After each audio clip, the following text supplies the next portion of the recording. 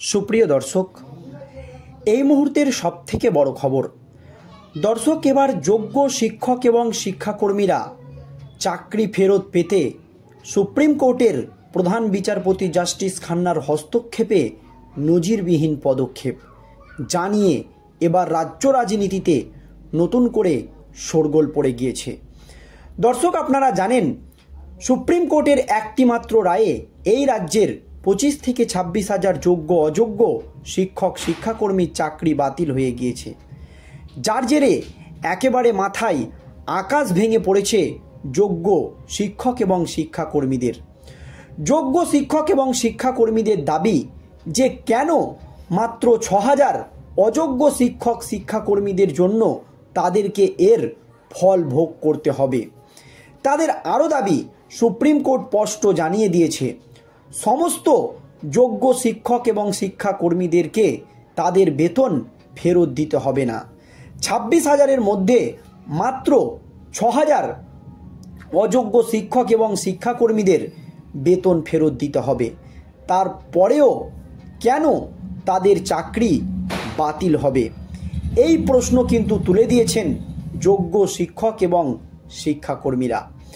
এছাড়াও যোগ্য শিক্ষক এবং শিক্ষাকর্মীদের আরও দাবি যে তারা এই চাকরির ওপর ভিত্তি করে একাধিক জায়গায় লোন নিয়েছেন, ছেলে মেয়েদেরকে ভালো ভালো স্কুলে ভর্তি করেছেন, কিন্তু তাদের এই চাকরি বাতিল হওয়ায় তারা কি করবে তা একেবারেই বুঝে উঠতে পারছে না। আর তারা তো অযোগ্য নয়, যদিও যোগ্য এবং অযোগ্য এই নিয়ে নানান রকম মতবিরোধ এবং দ্বন্দ্ব রয়েছে।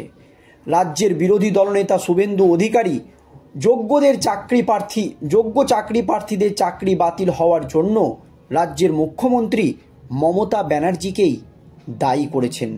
তিনি স্পষ্ট জানিয়ে দিয়েছেন রাজ্য সরকার ঠিকঠাক তথ্য দেয়নি সুপ্রিম কোর্টে। তিনি বলেন, এক কথায় বলতে গেলে অযোগ্য শিক্ষক এবং শিক্ষাকর্মীদের বাঁচানোর জন্য যোগ্য শিক্ষক এবং শিক্ষাকর্মীদের বলির পাঁঠা করেছে রাজ্য সরকার। রাজ্য সরকারের কাছে সমস্ত তথ্যই আছে।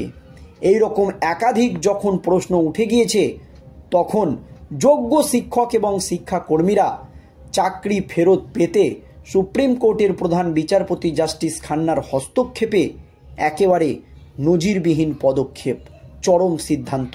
কি সিদ্ধান্ত নিয়েছে যোগ্য শিক্ষক এবং শিক্ষাকর্মীরা, শুনুন দর্শক।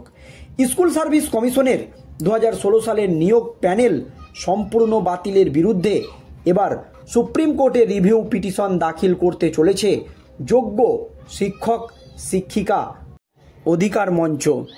এই উদ্দেশ্যে আইন বিশেষজ্ঞদের সঙ্গে পরামর্শ করার জন্য তথাকথিত যোগ্য চাকরিচ্যুতদের কয়েকজন ইতিমধ্যেই দিল্লিতে পৌঁছে গিয়েছে তাদের ন্যায্য চাকরি ফেরত পাওয়ার দাবিতে। তবে শীর্ষ আদালতে যোগ্য চাকরিহারাদের বিষয়ে রিভিউ পিটিশন কে দাখিল করবে, রাজ্য সরকার, মধ্যশিক্ষা পর্ষদ নাকি এসএসসি, তা নিয়ে শনিবার পর্যন্ত স্কুল শিক্ষা দপ্তর এবং এসএসসি কোনো চূড়ান্ত সিদ্ধান্তে পৌঁছাতে পারেনি। ফলে বিষয়টি নিয়ে জল্পনা অব্যাহত রয়েছে। রাজ্যের সরকারি সাহায্যপ্রাপ্ত উচ্চ প্রাথমিক, মাধ্যমিক এবং উচ্চ মাধ্যমিক বিদ্যালয়ে শিক্ষক ও শিক্ষাকর্মী নিয়োগের দায়িত্বে থাকা এসএসসি 2016 সালের নিয়োগ বিজ্ঞপ্তি, পরীক্ষা গ্রহণ, ইন্টারভিউ প্রক্রিয়া, প্যানেল প্রকাশ এবং নিয়োগ সুপারিশ এই সমস্ত কিছু কমিশন কর্তৃক সম্পূর্ণ হয়েছে। বিকাশ ভবন সূত্রের খবর, সেই কারণে শিক্ষা দপ্তর চাইছে সুপ্রিম কোর্টের প্রধান বিচারপতি সঞ্জীব খান্নার ডিভিশন বেঞ্চের রায়ে প্রায় 26,000 শিক্ষক শিক্ষাকর্মীর নিয়োগ বাতিলের যে নির্দেশ দেওয়া হয়েছে, সেই মামলায় এসএসসির রিভিউ পিটিশন দাখিল করুক। তবে সরকারি আধিকারিকদের মধ্যেই এই বিষয়ে বিভিন্ন মত দেখা যাচ্ছে।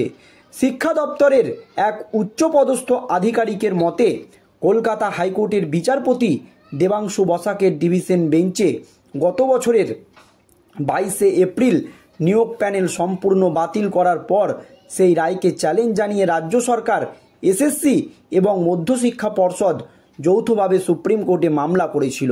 তাই এখনও রিভিউ পিটিশন রাজ্য পর্ষদ এবং কমিশন এই তিন পক্ষের একসঙ্গে করা উচিত। এতে আবেদনের ভিত্তি আরও শক্তিশালী হবে। যদিও রাজ্যের শিক্ষামন্ত্রী ব্রাত্য বসু শুক্রবার এক সাংবাদিক সম্মেলনে বলেছেন, রিভিউ পিটিশন বা এই ধরনের টেকনিক্যাল বা আইনি বিষয়গুলি তো এসএসসির ব্যাপার। কমিশন তাদের আইনি প্রক্রিয়া মেনেই রিভিউ পিটিশন করতে পারে। এই ব্যাপারে ওরা যদি স্কুল শিক্ষা দপ্তরের আইনি সাহায্য চায় তবে সেই আইনি পরামর্শ নিশ্চয়ই দেওয়া হবে।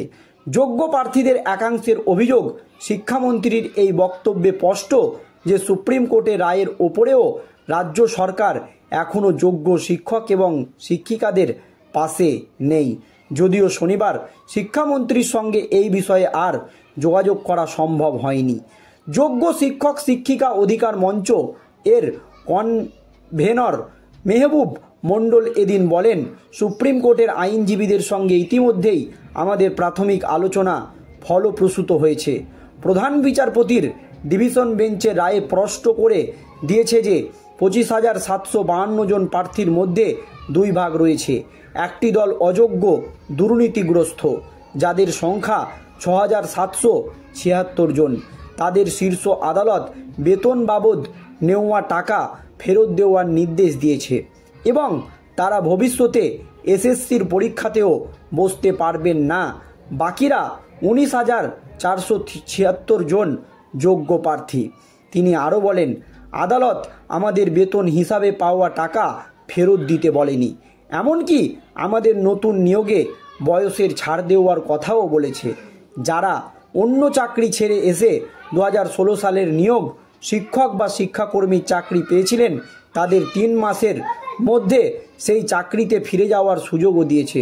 শুধু তাই নয়, সেই শূন্য পদ বর্তমানে না থাকলে তাদের জন্য সুপার নিউমেরারি পদ্ধতিতে এককালীন নতুন পদ তৈরি করেও নিয়োগ দিতে রাজ্য বাধ্য থাকবে, এমনটাই আদালত জানিয়েছে।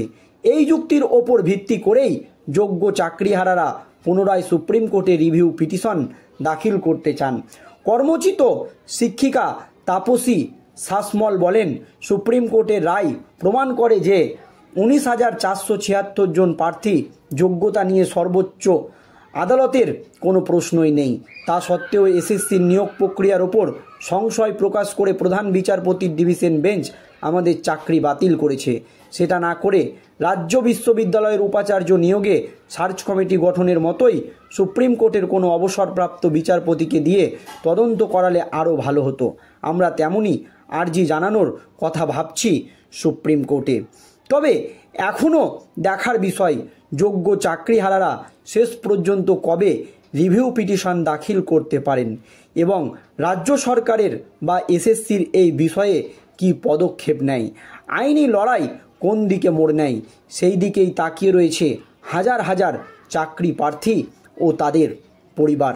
কারণ যোগ্য শিক্ষক এবং শিক্ষাকর্মীদের স্পষ্ট দাবি যে তারা কিছুতেই তাদের চাকরি বাতিল যে হয়েছে এটা মেনে নিতে পারছে না, কারণ তারা যোগ্যতার ভিত্তিতে পরীক্ষা দিয়ে চাকরি পেয়েছে। তাই আবারও চাকরি ফেরত পেতে সুপ্রিম কোর্টে তারা রিভিউ পিটিশন দাখিল করেছে।